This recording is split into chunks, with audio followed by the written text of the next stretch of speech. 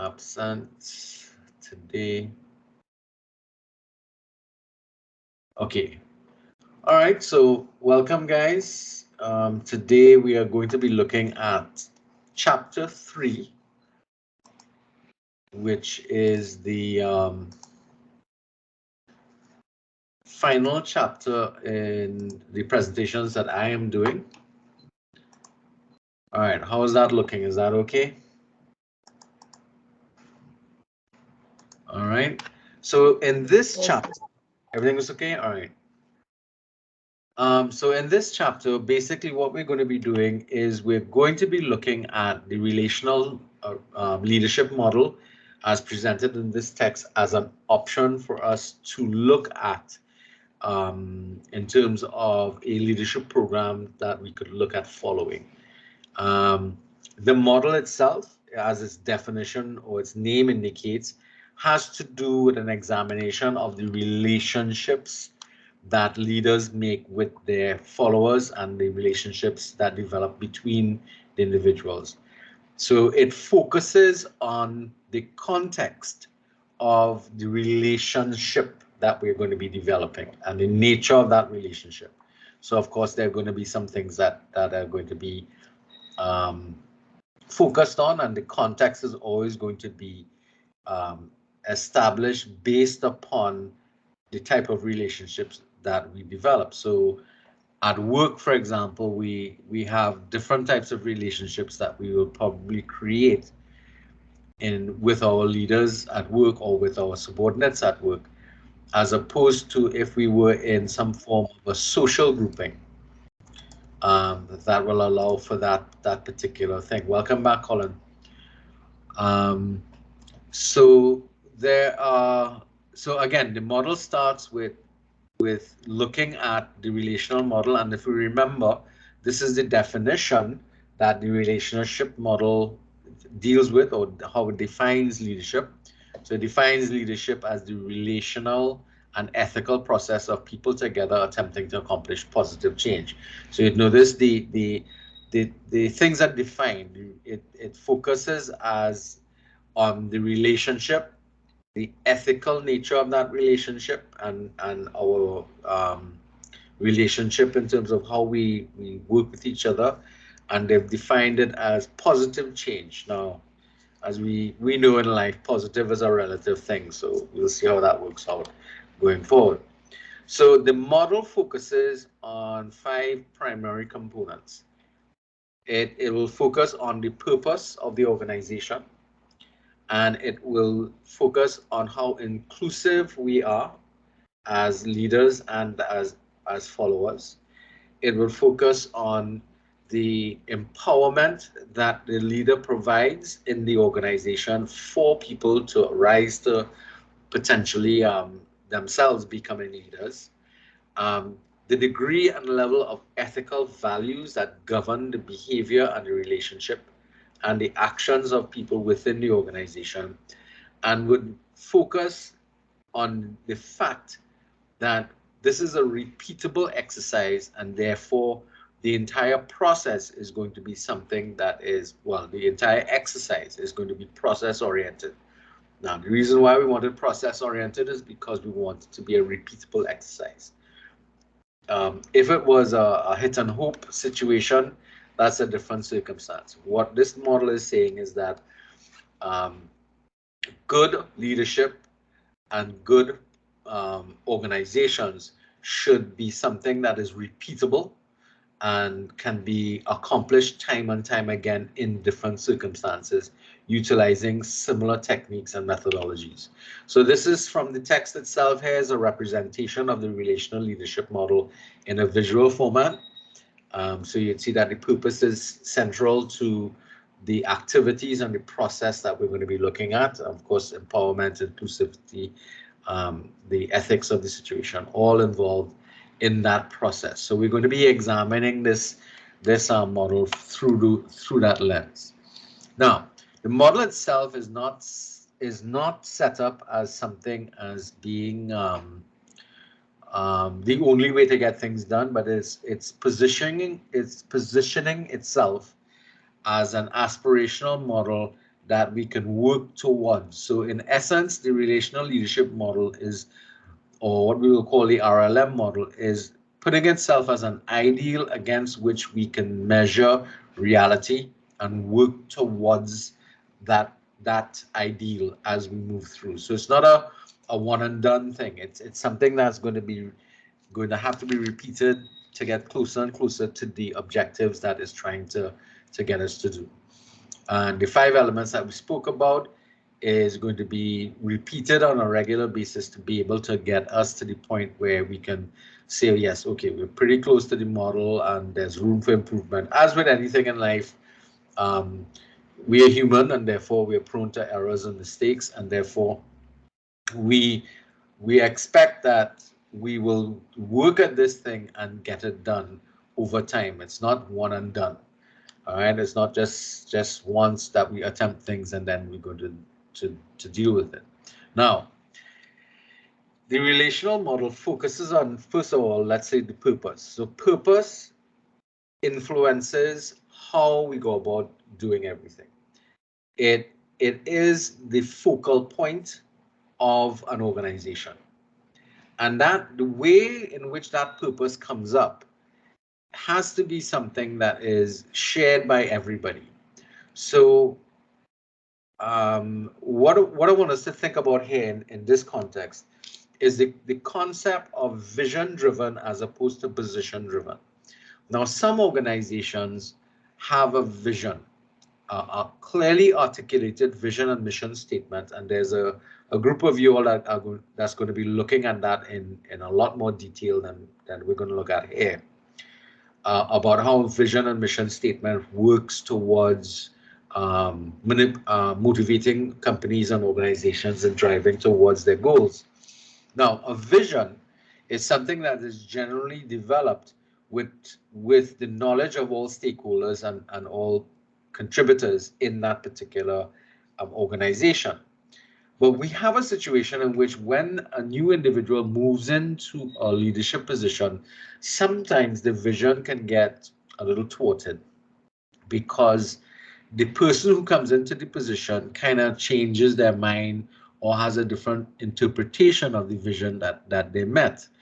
And that's where an organization can shift from vision driven to position driven, or the organization could have come into existence based upon the individual that sits at the helm of the organization. Now, that was something that was important, for example, for us to look at in terms of a company like Ford, for example. Ford was position driven for a very long time, at least during the existence of the original Henry Ford. But when his sons and other people started to come into the position, into the organization, the vision didn't carry forward, and they kind of floundered for a couple of years, good couple of years actually, before they kind of got themselves back on track. And in fact, by that time, the concept of management had moved along, and management studies and leadership studies had moved along to the point that we started to recognize the importance of having a unifying vision in the organization to be able to move the organization forward.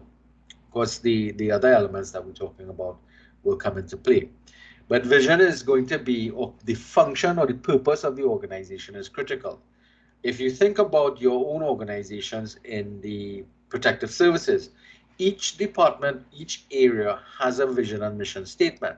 I hope that all of you all are aware of it. And in fact, I look forward to seeing the vision and mission statements of the various arms of the national security coming into play in parts of your explanations as we move through where necessary.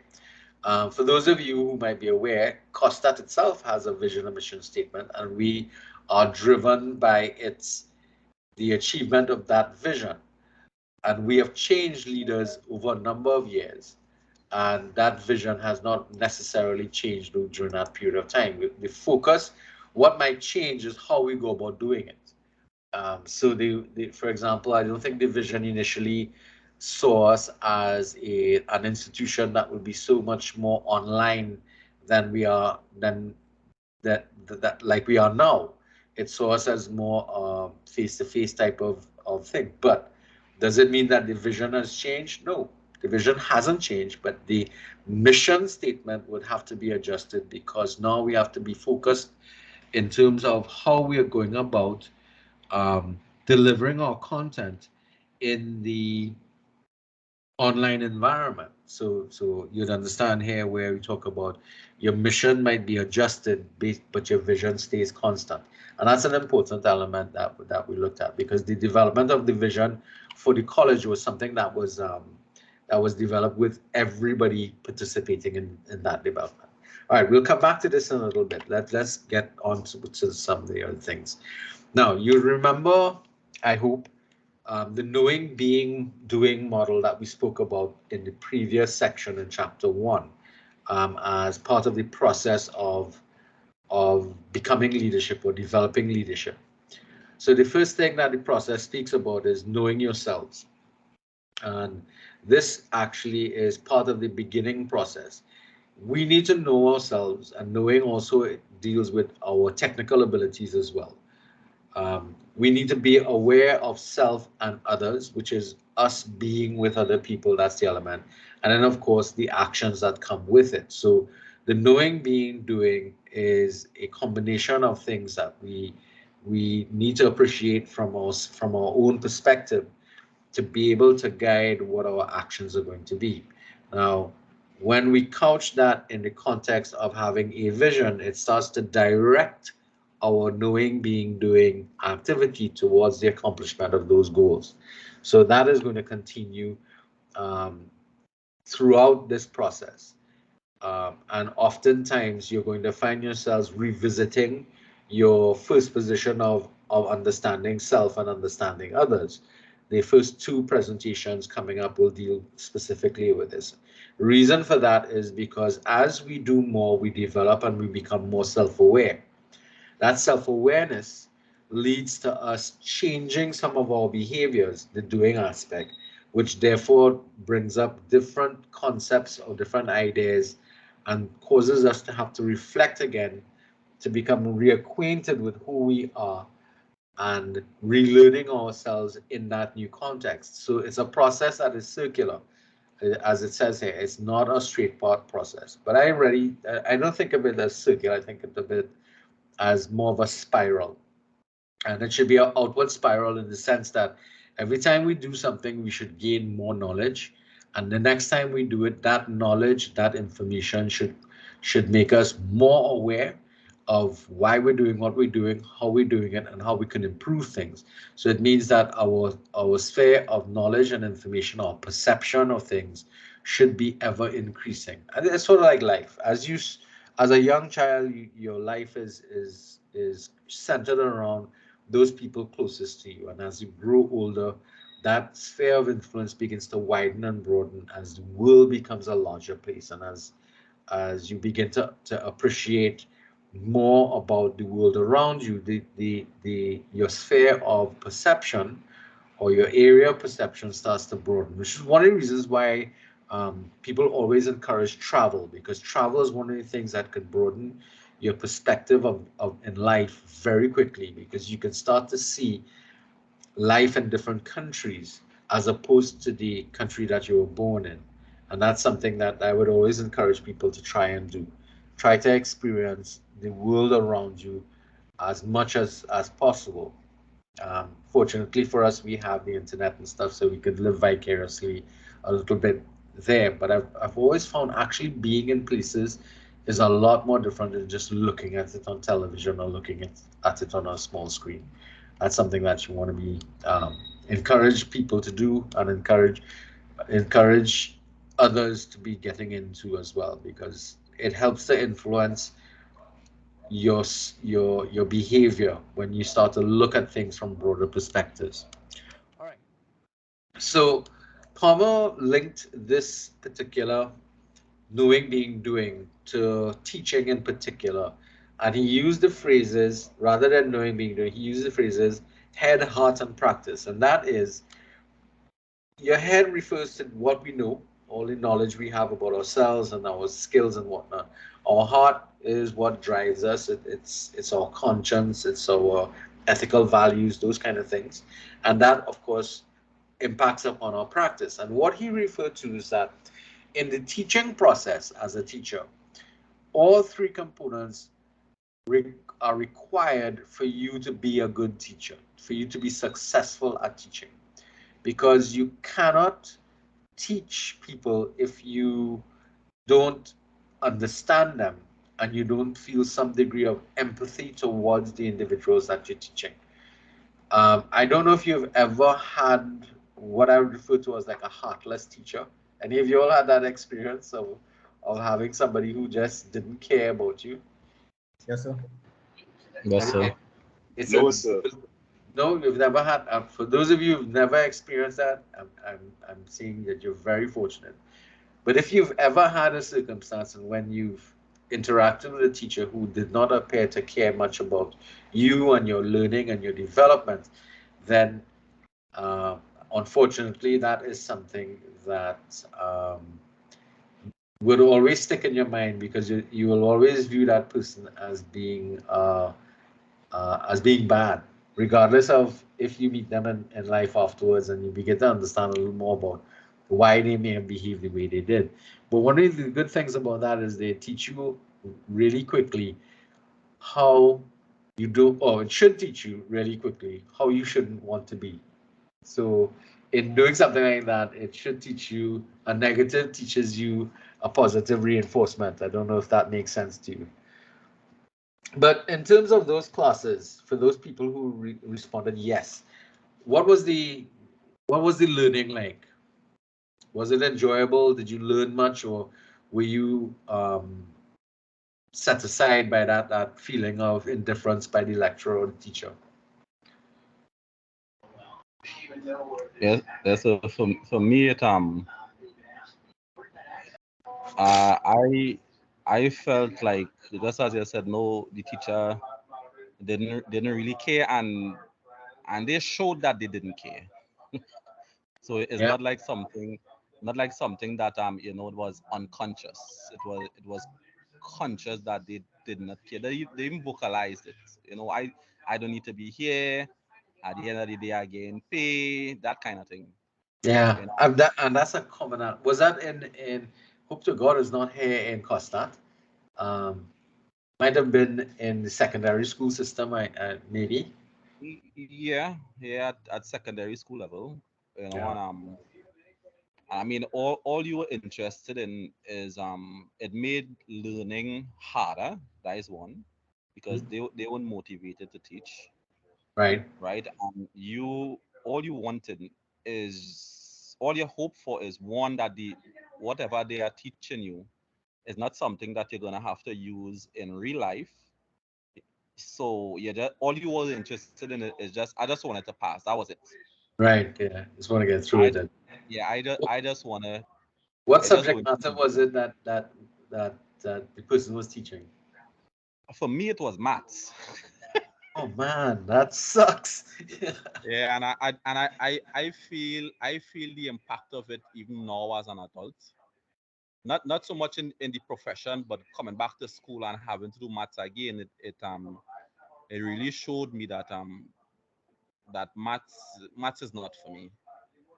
Well, it's And not that it's not for you. It's because you were exposed to a teacher who made you dislike the subject, and that dislike carried over, because not only did you dislike the subject because it came from the teacher, you also never really understood anything about it. So moving forward in life, it became very like a chore for you all the time, and it yeah, was yeah. always something that was distasteful.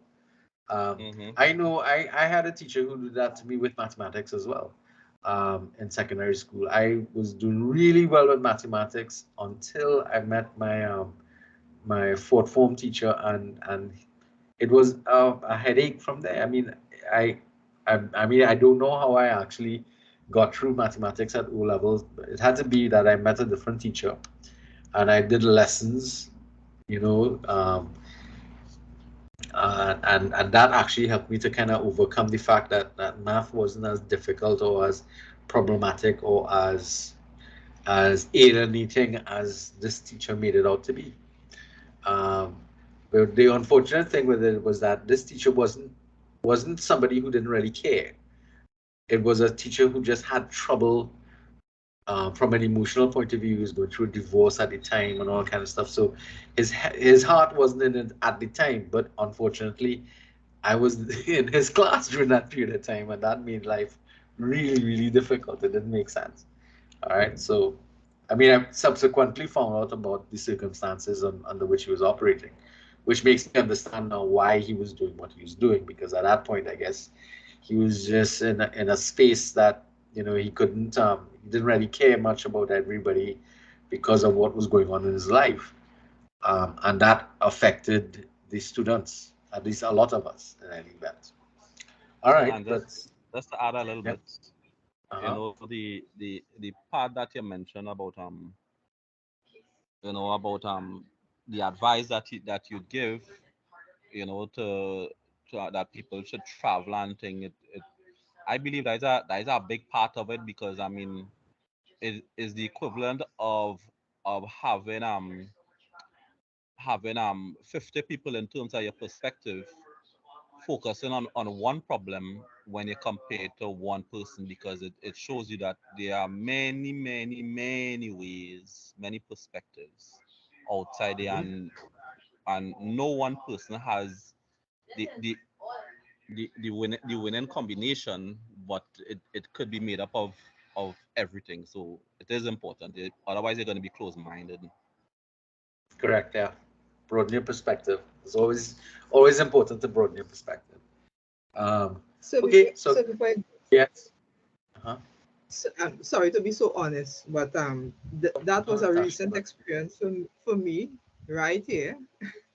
Right, as I say, I apologize for being so honest, but I No, think that's fine. that That's fine.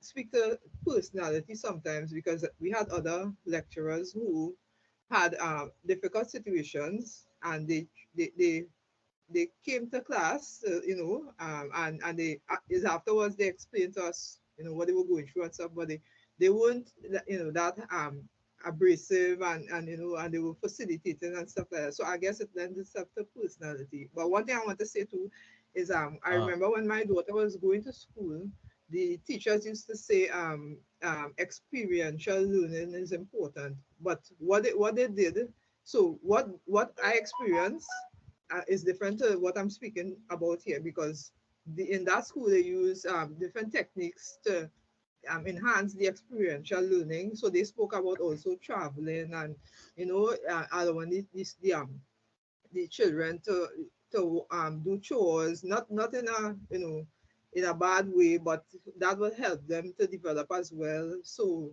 so I just saying that to say that experience I had wasn't really experiential learning, but it took me to a different level in terms of my emotions, and I uh-huh. was able to learn probably to control, to be more reserved or something like that. Okay. Um, maybe you should let me know which did you guys, was that something that everybody in the class suffered or just yourself? The one that you're referring to here in the college. So I believe everybody, because we have our little group chat, and Right, the yeah, voices yeah. could go. So I believe most people. Oh, I think I know who this is. You do. I think I know who it is. Has to do with entrepreneurship, I think. Yes? Yes, sir. All right. All right. So we're recording, so we'll leave it right there. Um, but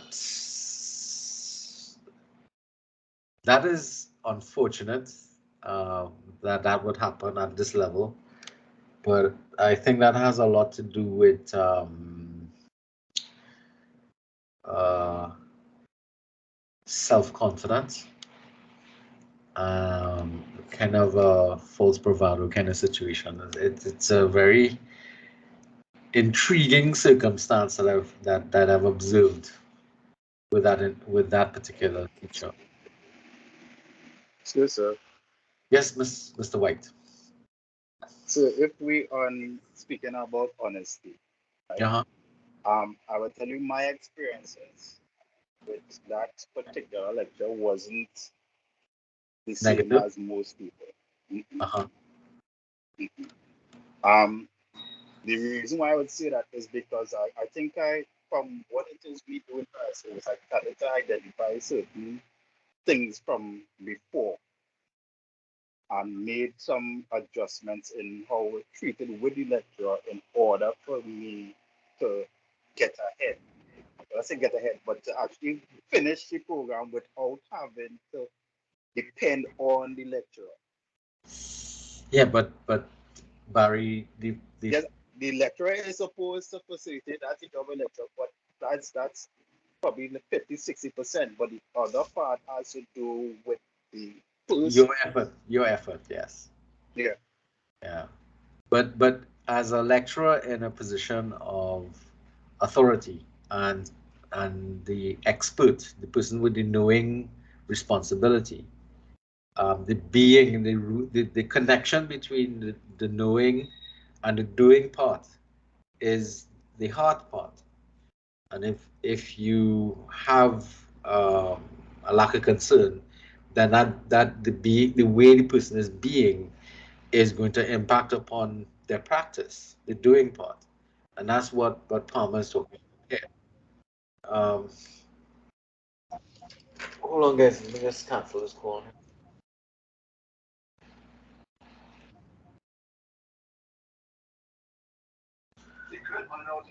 Sorry about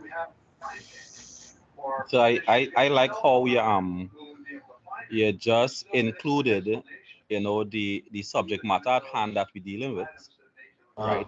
You included that with the knowing and the being and the doing. Yeah. Because I was gonna talk about it, right? And I think that knowledge and thing was there, Yes, it right? is. But the being part was really absent. Yeah. Yeah. That heart Mm. connection was has it used to be there before, but I think things have gotten bad over time, and what has happened there is affecting the practice element to it. Person's focus has changed in life. I think. I don't think her heart is in teaching anymore. At least not at this level. Um, and that leads to a fair amount of confusion in the classroom. So Barry, the situation is that you ought not at this level to be in a situation of survival.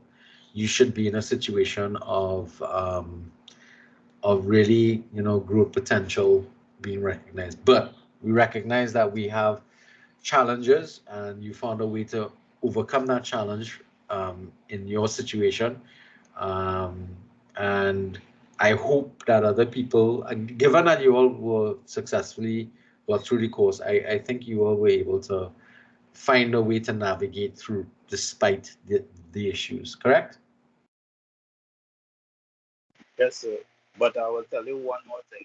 Uh-huh. With Paraservice, it's all about adaptability because you have an ever-changing Environment. environment and you have to adapt to it. So this is just one of those. Yeah, but as I said before, we expect that type of activity possibly, or that level of adaptability in any circumstance generally, but not in one that is a controlled environment like this. Yeah, if you understand, we as a lecturer, we are in absolute control of the environment that we're working in. It is not one where there's um, violent changes that are taking place. It's an organized methodology of pulling material together and imparting it to students in a manner that should increase their perception and understanding of various subject matter. If, however, in the process of doing so, you alienate people within the class structure, then you need to be checking and seeing, well, what am I doing? You need to go back to your head now and look not only at your technical knowledge in terms of the subject matter expertise, but your your teaching practice and what might be happening there, and what might be going on that might be affecting your ability to do to improve your practice. That's something that, as I study education, in my studies of education, that is something that's ongoing. You always have to be looking back and say, okay, what is right and how can I repeat it? And what is wrong and how can I stop it? Those are the things that we ought to be doing on a regular basis. And it is the same knowing being processed that we talk about with leadership, which is one of the reasons why I find teaching this course for me is always going to be a very important exploration of my own capacity as a teacher moving forward. Every time I teach this course, every class I teach, I learn something. I learn something more about myself, I learn something more about my students, and I learn something more about what I'm doing and how I should improve things, which is important. Yes, Jack, I see your hand up.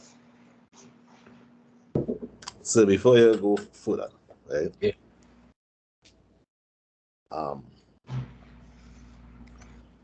How effective are the feedback forms from students?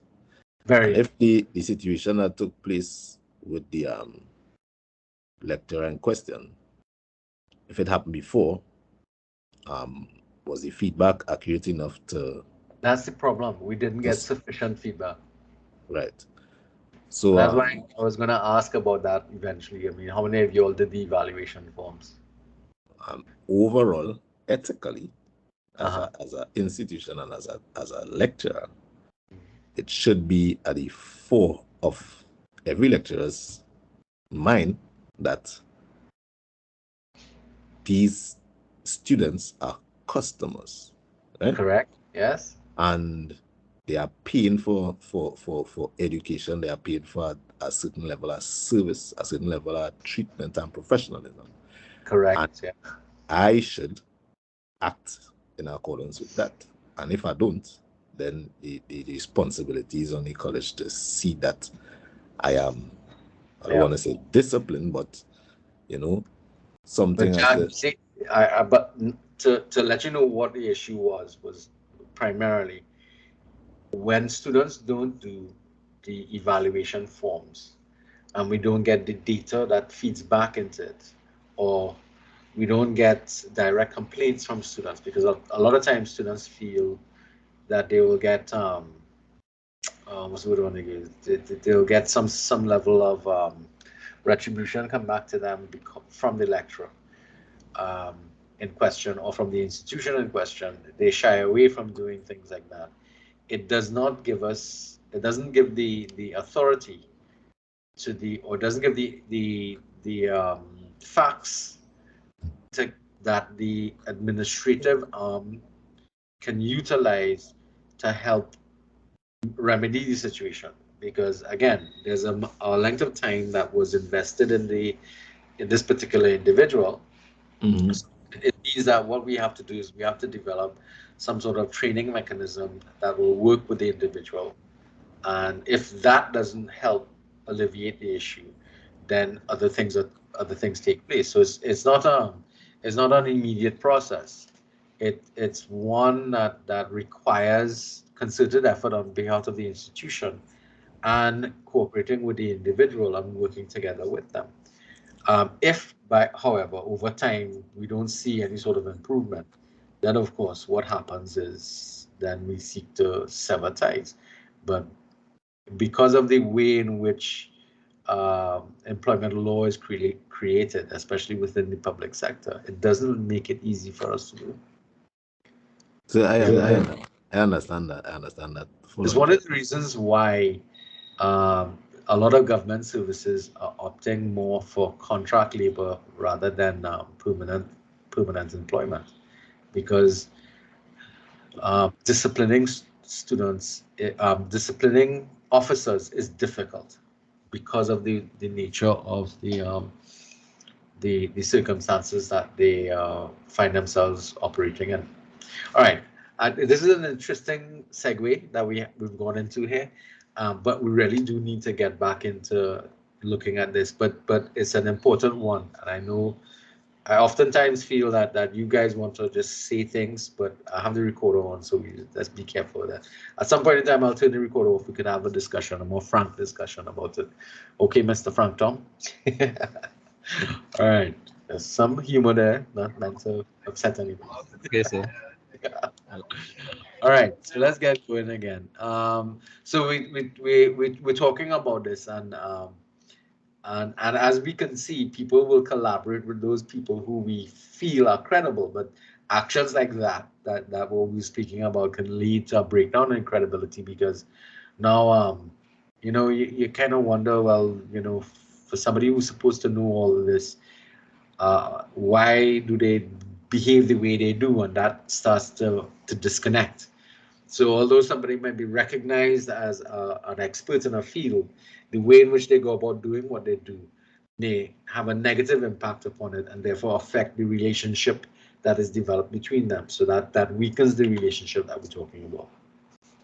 Here we're talking about the particular skills that the individuals need to have in leadership positions to become better as leaders. And interpersonal skills talks about effective communication, and that is one that a lot of people may struggle with, but it's one that is critical. Effective communication means that we are spending time listening to people, we listen to ourselves, we work on how we go about communicating to ensure that there's mutual understanding of what we're trying to share with each other.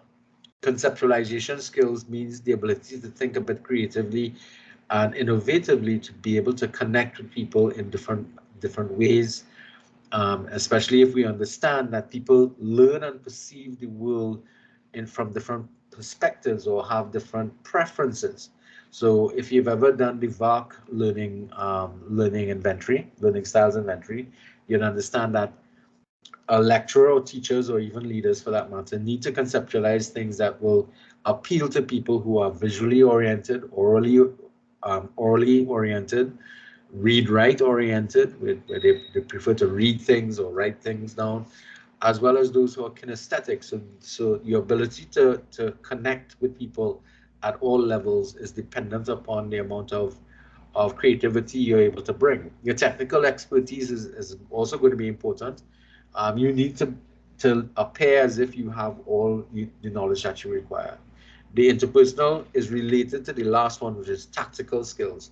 These are tactical skills really refer to your ability to work with others. It's about developing your human relationships. Can you negotiate?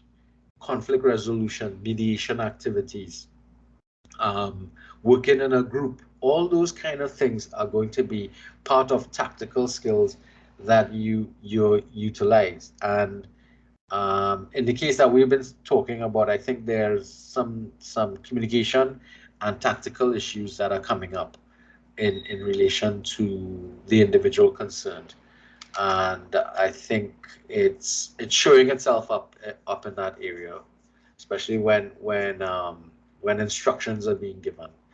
All right.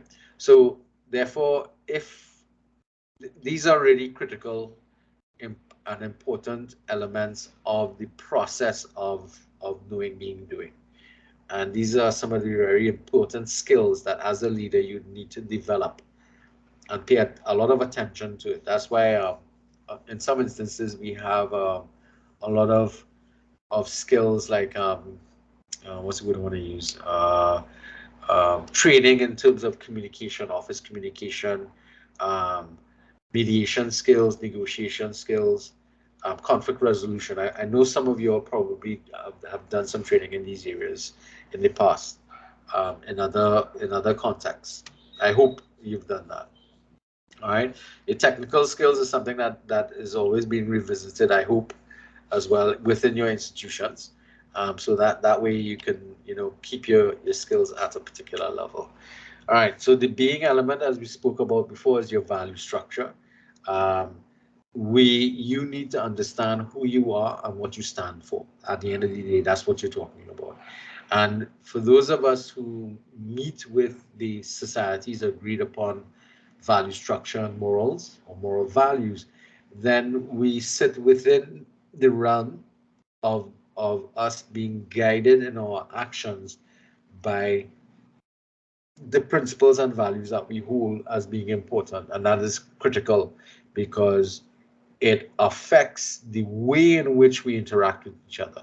Because you would not ordinarily do things that you don't don't hold as being important to your principles and your behavior, because your behavior is shaped by that type of of of action. So this is where this model really starts to bring into consideration, kind of do unto others as you would have done unto you, type of thing. um, and trying as much as you can to be ethical in all your actions, deeds, and thoughts, kind of situation. That speaks almost like one of those things from the Bible comes across from that. All right, and of course now we get to the doing part. You want to get the best out of what you're doing, which means you're focused on what you're getting out of it. Um, so here you're going to make sure that your actions and practices are going to be congruent with your knowing and being elements. And that process is one that you will change over time, because doing things over and over again should give you insight as to how I can improve things, and what pitfalls to avoid in the future, that type of stuff. So again, it's an ongoing process, as I said, and it's something that you're always going to be doing over and over again. Now, in the doing part of it, we have often come across people who are perfectionists. So anybody who has that OCD complex, for example, suffer a great deal in leadership positions, because unless things aren't all correct, then they fail to act.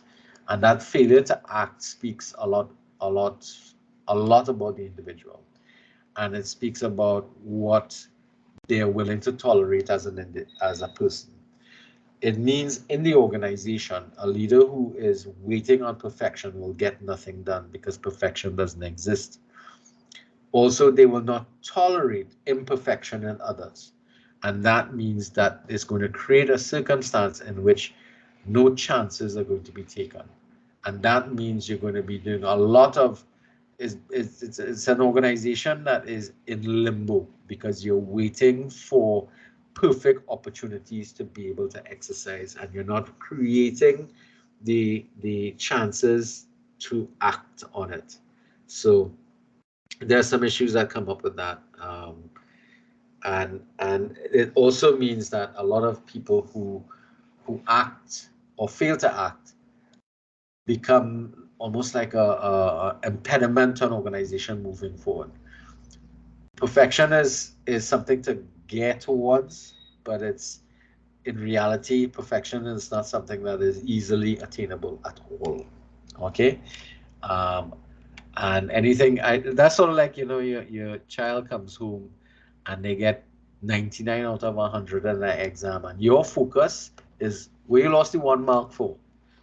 Have any of you all ever done that to your children?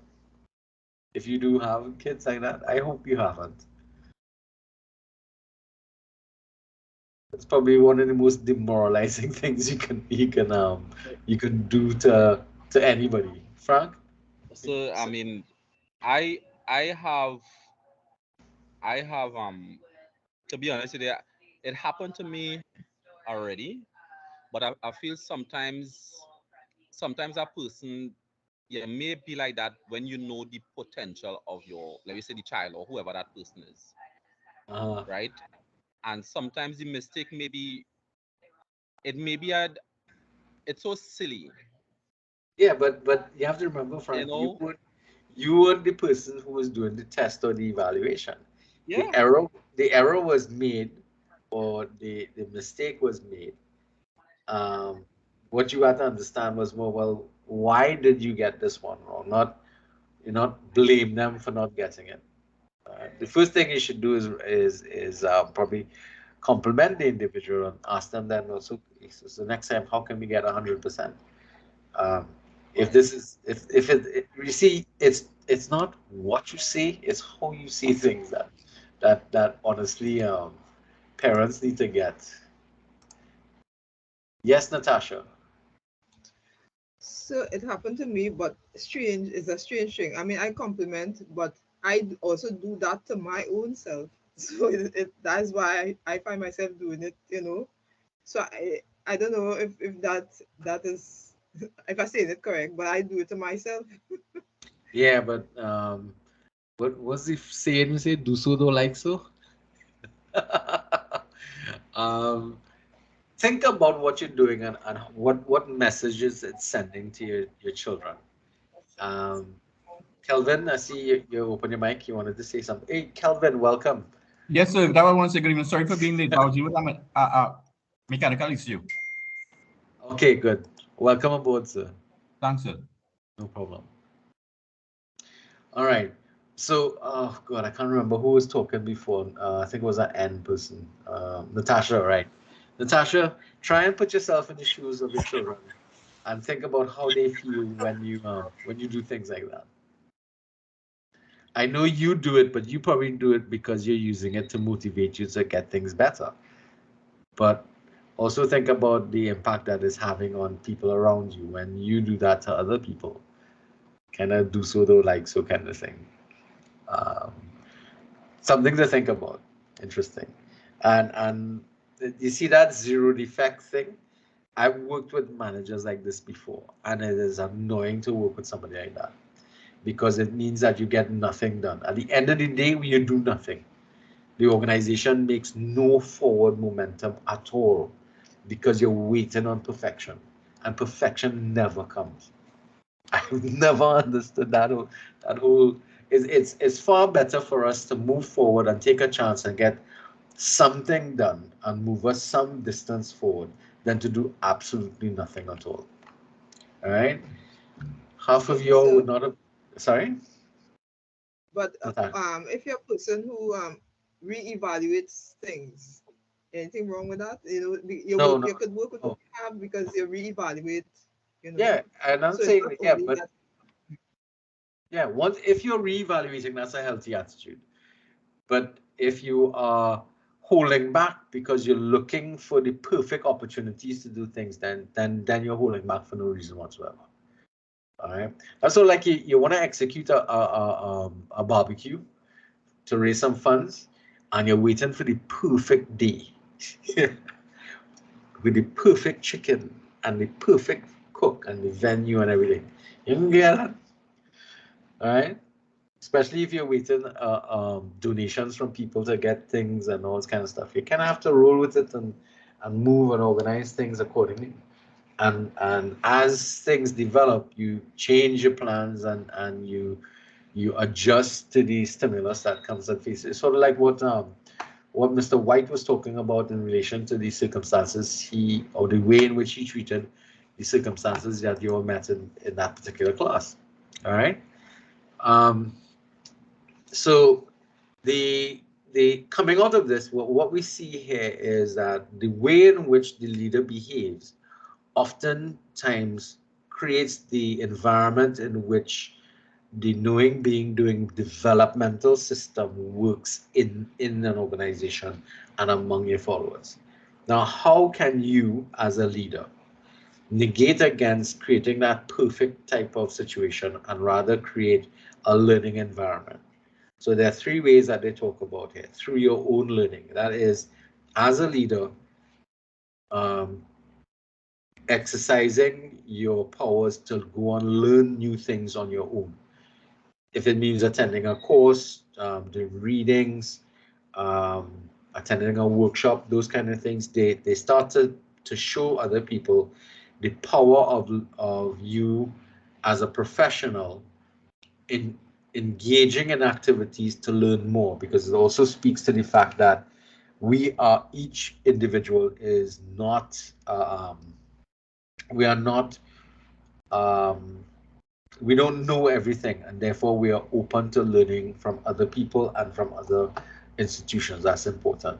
Helping others to learn. So as a leader, you create a situation in which you either help people learn by funding them or giving them the time off to be able to go and develop their skills and develop their learning. One of the worst things that I've had to deal with as a teacher is seeing students who are punished by employers for because they are trying to improve themselves via education.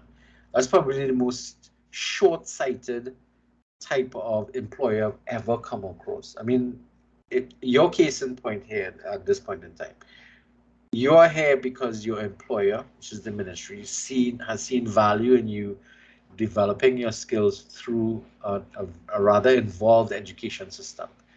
All right, a program that is taking you all 2 years to accomplish, and in your case a little longer because of the circumstances that we've covered.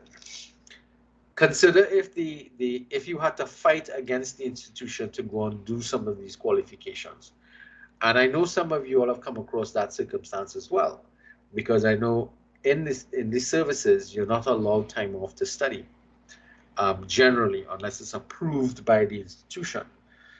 And that in itself speaks to a sort of dampening process that the organization has towards people developing their studies, because of primarily the fear of losing you as you become more educated, as you become more skilled, as you become more specialized. Those are things that I find very short-sighted from organizations. Third thing that you can do as a leader, shaping and contributing to a culture that promotes learning, which means that you are organizing yourself in such a way that you are ensuring that you're ensuring that your organization is one that respects that idea of learning and will help to create a situation where that learning is going to be something that is across the board for everybody. All right. Okay, so I think we're going being all right. So being purposeful. So we're coming back to the purpose-driven element. All right. So how many of you all here belong to some form of social movement or community-based organization within the communities you operate in? Now, it could be work-related, or it could be where you live. You're involved in some sort of community activity there, or something that is parallel to work that you've gotten yourself involved with, some sort of social change, or anybody is a part of any kind of organization outside there, outside of work, outside of this stuff, sports group, youth groups, um, what else? I mean, right now I think you're governed so much by work. It's difficult to get involved. Yes, Kevin and Jack. Jack, you first. Jack. Yes, Yeah. relating to the question, yes, I am involved with Yeah. Well, what are you involved with? football group, a football team Right. actually. Football team. Kevin, what Multiple are you? football teams. Yeah. Multiple. What levels? Well, Fet match level, bank league level now. At present, yeah, nothing professional. Not professional. Again, yeah. That's good. What is the objective? The objective of one of the teams is, well, we are past players from our school team, right? And the objective isn't really surrounding football, because, as you stated earlier, the change or the continuity of the sporting activities in the school that I attended has slowed down significantly as the principal of the school has changed.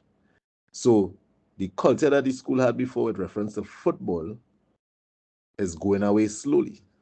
Right. So the intention of the past players is to bring that back up to scratch. So we play football, we invite the team to watch us play, and we go to the school and we try to assist the school with uniforms, well, everything concerning football, even coaching as well. All right. And we try to bring the principal back on board to what our school was when it pertains to football. That was that's Malik Senior Comprehensive. Okay, right? Yes, that was a huge football team. school. Right. Yeah. You know, so we pride ourselves on the football.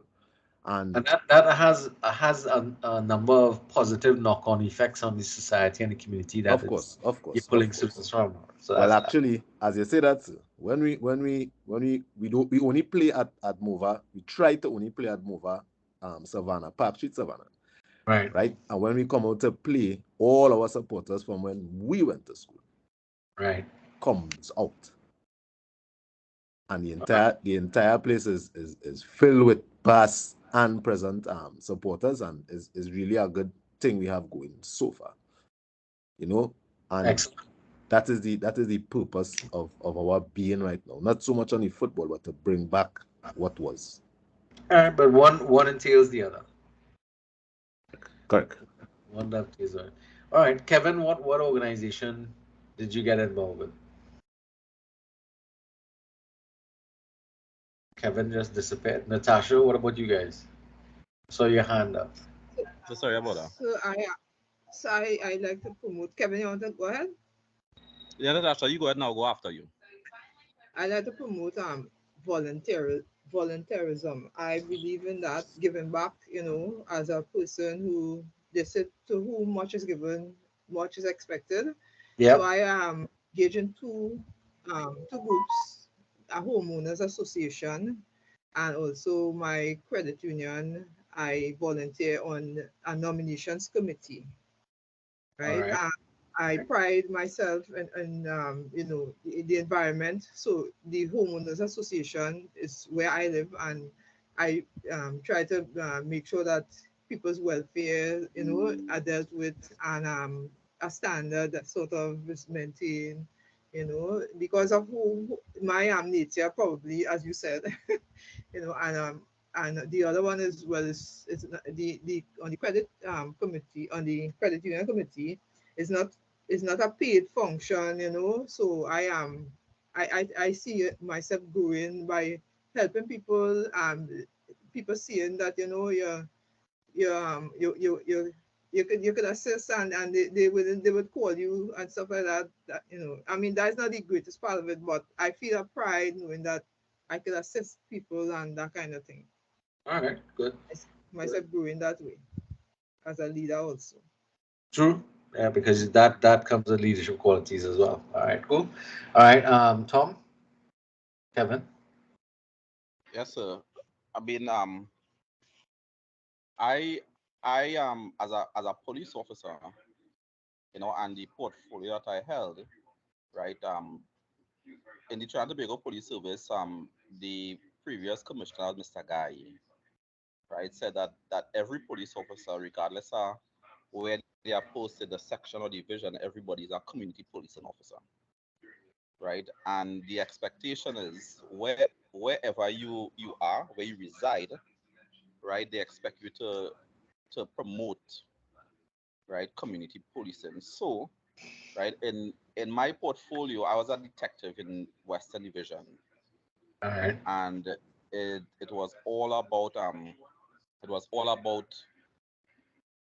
rebuilding the partnership between the members of the public and the police service. All right. So community and police, right? Yeah. Yeah, community and police, understand to impart on them that crime isn't just a issue for the police service, but is an issue Everybody. for everybody, in That- the whole of Trinidad and Tobago, right? And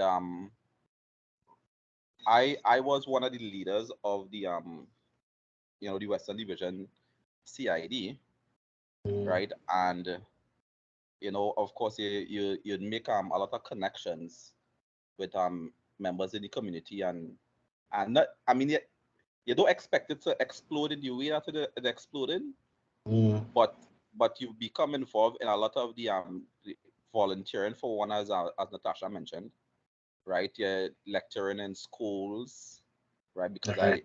I did that as well, Yeah. right? But at the same time, it goes back to what you mentioned earlier, that a lot of people expect you to be a leader, but leaders aren't born. And as you said, as we are learning now, that those leadership skills is things that could be taught, And right? developed over time. Yeah. And developed. So I think our organizations had to realize that, let's say, for example, they may post a person who was in the lower rank to another rank, but are acting in that rank, right? Yeah. And they haven't received any formal training in leadership, but they expect you to lead. Yeah. So people had to be taught what leadership is about and what demonstrates leadership. So Well, that's my the, contribution. right. The first thing that teaches us leadership is leaders. Huh? Leaders around us. So we learn leadership through the practice of observation. And if you are led by ineffective leaders, then that's the technique of leadership you're going to learn. Interesting enough. That's All right. right. What David, I saw your hand was up. So, I sorry. just want to tell Sion as a past member, I'm like, boy, what you do for me? Like, Yes, Sion. Man asking you a question there. I guess you'll have a link outside. All right, David, I saw your hand come up. Did you want to make a contribution? It's okay, sir. All right, okay. All right, so you can put your hands down now, so I'll know that we completed with this question. All right, so um, the purpose of an organization. Yes, Sion, see your hand still up. So Jack. Okay, all right. He may have stepped away. All right, so the purpose of the organization is always going to be a critical element for the development of any organization because it gives focus to what we're going to be doing. And how that focus comes up, as we talked about before, has to do with whether or not the organization was developed around somebody's personal view of what things are going to how things should be, or or whether or not it is a group decision or socialized vision. And that's the concept that we're talking about here. So purpose developed from personalized vision usually focuses on the individual. And in the absence of that individual, the vision can become distorted and changed by other people as they come into the organization. It does not necessarily last beyond the individual because it wasn't something that is necessarily bought in by other people in various organizations. But a socialized vision is one that is developed by pulling the views and ideas of everybody within the organization and within the committee that you've developed to be able to create a vision that is shared in nature so that the vision is developed by the organization through a process of mission and vision development. Now, I know, for example, with the development of COSTAT since before 2000, we took part in a lot of vision and mission generating exercises to be able to develop that concept of what the college should be and how we should go about doing what we want to do. So it meant that we had to involve everybody in the process. And interestingly enough, the methodology that was utilized was one that included everybody at every level of the organization to be able to help develop the concept and the idea of the vision and mission of the institution, because everybody's view is important because everybody is part of the organization, from the president of the organization or the principal of the organization to the guards at the gate. Everybody is part of the organization, and if we all share a vision of what we would like our organization to look like and what we want to accomplish, then the the the there's very little you need to do to encourage people to come to work and to be at their best. Now, the problem that comes up now with the college, as the vision and mission statements have been created more than 20 years ago, um, is that as new people come on board, you have to socialize them in their vision. And you just can't bring somebody into the organization and say, right here, read the vision and mission statement. You have to sort of bring them along and work them through, all right, on that particular, and therefore you have to go through a recruitment process. You have to be able to try and make sure that people buy into what you want to do, um, and indicate to them that it's not just something that you came up with as the manager of that section or the person in charge, but it's somebody, it's a vision that you have to um, come to trust and believe in as well. So, for example, we have a new president, um, and he has come into an organization and met a vision and mission statement. He has looked at that vision and mission statement, and he has evaluated and it, and he's looked at it as something that is worthy of moving forward. All right. Now, his perception of the world is a lot different to ours because he has a very international focus in his perception, but he sees nothing wrong or nothing incorrect with the vision that we have. And he believes that he's somebody who can work in the organization to help us move that vision forward even a step more. Okay, that's something that's interesting that we're looking at. So the idea would be that you all will be doing some work on this in terms of what vision and mission does. And this last quotation here, vision animates, inspires, and transforms purpose into action. That's quite true, because when you see something and you agree with it and you want to accomplish it, it's going to make you want to do something about it. It's going to make you act towards the accomplishment of that particular goal, that objective. From a simple, let's say you're organizing like Sion talked about a football situation where they want to bring back the football focus of the institution that they attended to something as massive as um, taking a ship to Mars. Those are visions that help to animate people towards working towards something, especially if you're able to get everybody to share in that view, to share in that vision of where we're going in the future. Those are the things that help to move organizations forward in a major way. All right. Um, the individuals become incidental. So although the leaders may come and go as an organization changes over time, that core vision does not change, and it maintains its importance and focus because your vision guides you towards the future that you're looking to create.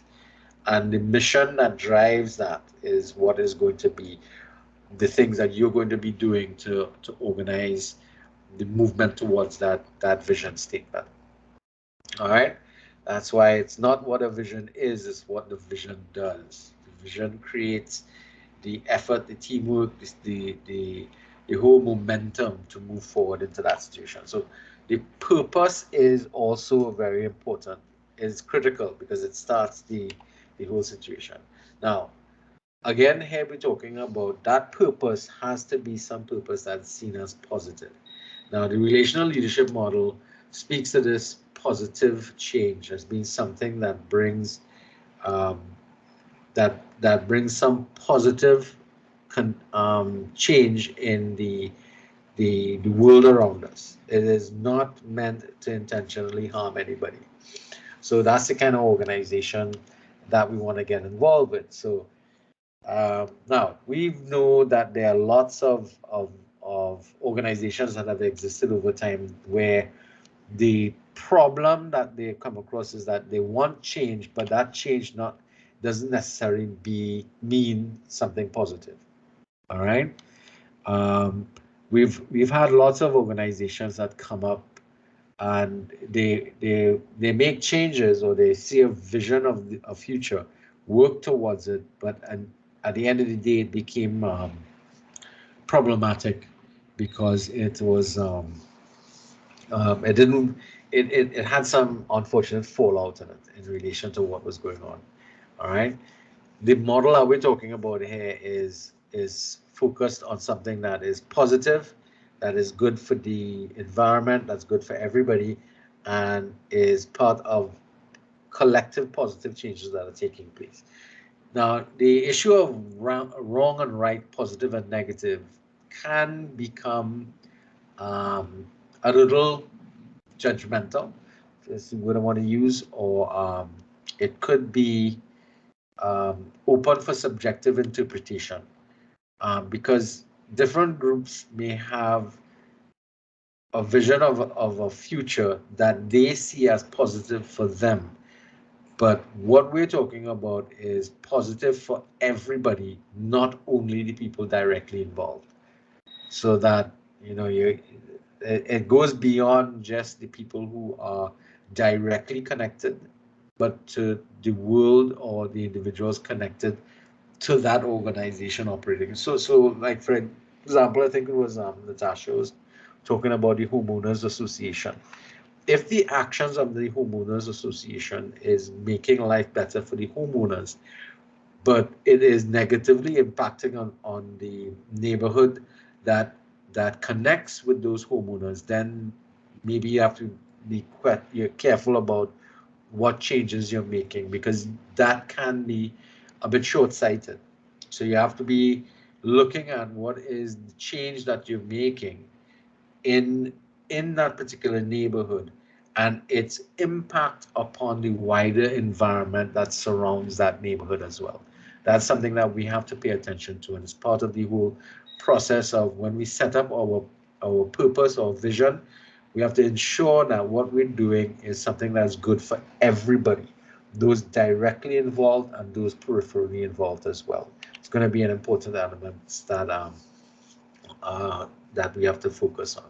So when we're working towards change, we're going to come across the issue of change management. Now, the last presentation is going to deal heavily with leading change. But one of the biggest problems of change is that nobody likes change, though change is something that is the most constant thing in life. Things are always changing. We just probably either fail to see it or don't want to see the change. And oftentimes in organizations, change is brought on by some trigger type event, something that happens that causes us to have to change and change quickly, or else we become non-functional.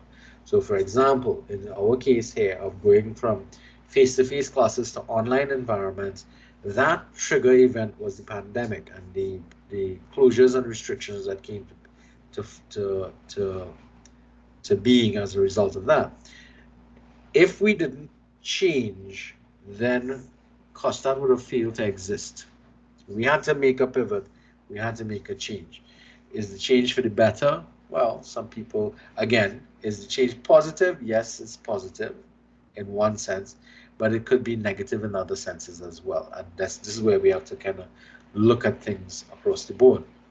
Now, once that trigger event takes place and you start the unfreezing process of an organization, because organizations tend to coalesce into a kind of form and structure that becomes fairly rigid. We refer to it as the bureaucracy of an organization, and that is quite true. So once we get into that unfreezing process, it allows us to make fundamental changes within an organization. And that's what you actually particularly want to happen. You want to make significant changes to an organization and recreate the organization in such a way that future changes are not this difficult to make moving forward. Because as you get accustomed to one particular change, it becomes the norm, and that norm becomes the expected behavior or the expected actions. And then we get stuck in that change, in that mood, and then that mood becomes obsolete, or that mood has to adjust again, and we have to go through that whole triggering process and start. So instead of refreezing people, what they speak about is creating a situation where instead of freezing ourselves after we've made the change, is to create a more slushy type of outcome, so that we create an organization that remains flexible and is automatically regulates itself to evaluate and make necessary changes as we move forward. So that's the kind of thing that they talk about in terms of positive change. So here you're talking about the change model. Lewin here talks about the change process as moving from the present state through a transitionary state towards the desired state. But we encourage a caution that the desired state should now be viewed as less rigid. So again, the models that of change modeling that speaks there, and change management is always looking at a situation is that you coming out of a very fixed condition into a more flexible condition. And even though you've accomplished some goal or vision that you've had as a result, and I'll hold the question there, Kevin, what you want to do is to create a circumstance in which the organization still remains in a flexible mode so that further change becomes possible without as much problems as before. Yes, Kevin. Kevin? Yes, sir. Yeah. Yes, sir. When you're talking about change, you're talking about change culturally as well. Yeah. Any and every aspect of an organization can be adjusted and changed, but cultural change is more difficult because that speaks to making a lot more behavioral changes and behavior modifications, especially more so in the mind, psychological behavior modification than any others. If we think about the change we would like to see in the public sector, for example, that we want people to come to work with some degree of enthusiasm, who want to work with the society and doesn't shirk their responsibility and hide from work, and they put in what we call a full day's work for full day's pay kind of thing. Not what we see in a lot of instances. I'm not saying in every instance, but in a lot of instances, we see departments that are overstaffed with people who seem to just be sitting around and doing nothing. I've actually worked in organizations like that. It's off-putting. And that requires a psychological switch or change to take place, and that is a little more problematic. Yes, Kevin. So the change essentially is the realignment of the vision and mission. No, it could be that in order to accomplish the vision in the new environment, the organization has to make some significant changes to be able to facilitate the achievement of that goal. So, for example, in our case here, let's go back to the trigger event that we talked about during the pandemic. Remember what our goal is, what our vision is. It didn't change, but our mode of operation had to change fundamentally to be able to maintain our actions, our mission to keep on achieving the vision that we had. All right. So remember in fact, the vast majority of classes that most programs had were face-to-face classes that required physical plants in place, um, um, and students and employees meeting in a particular environment on a regularized basis. Those were and still can be looked upon as the status quo of how we ran things. And we had to make that switch over, not because the vision changed, but because the circumstances we found ourselves operating in made us change. I'm pretty certain that a lot of institutions had to make significant changes to their operations, and there was a lot of um, resistance to some of the changes that came up. I'm pretty certain that that was the case. Yes, maybe.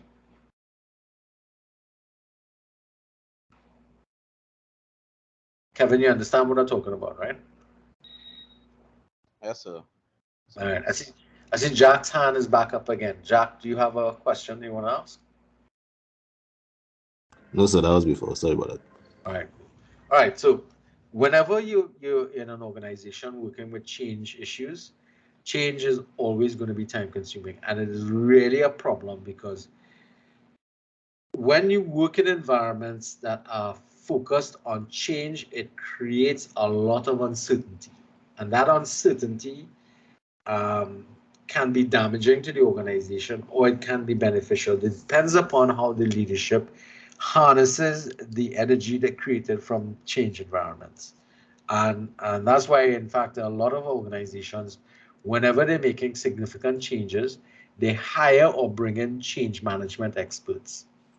I remember when we were making the changeover from the regular college system that we had. Well, in my case, I was transitioning from the John Lee situation in terms of the way in which school was taught there to the COSTAT methodology that we have now. It wasn't only change in location, but it was also change in employment method. So, for example, everybody gets a holiday in August, and we used to get holidays in Easter and holidays in some other part of the year. We used to get holidays between terms, right? All those holidays went. So there were significant changes in the way in which the employees were brought into the system out of an existing system that had a lot of wastage, as we see it from the COSTAT model, in terms of downtime when the plant was unused, left to basically do nothing except just clean it. And what we found is we moved into a situation where the turnaround between one semester to the next was so rapid that we found ourselves with very limited time to be able to take any kind of break, sometimes to the detriment of the college, because prior to the breakdown we had as a result of the pandemic, we ran 3 semesters, and in each system we had to teach a certain amount of hours per semester. We were allowed 20 days off for the year, and we had to take our vacation only during the time frame in which there was a break going on in the semester. You couldn't take your holidays at any point in time. It's kind of a weird process, but that was making those kind of changes created a lot of anxiety for people, and simultaneously with making that change, there was also change in the way in which we were compensated, and not as necessarily in a good way in some instances. All right. So the concept of change is something that you all are going to be dealing with on a regular basis. And we have to look at it from the perception of trying to manage change based upon everybody's involvement in that activity. So it means that we have to work hard at ensuring that everybody is involved in the change, and we feel committed to the change. So that's really important, because that change has to do with focusing people's attention on the purpose of the organization, and that makes sense moving forward there. All right, so we want to move into inclusivity, but I want to pause here and take a little break. Would that be okay with everybody?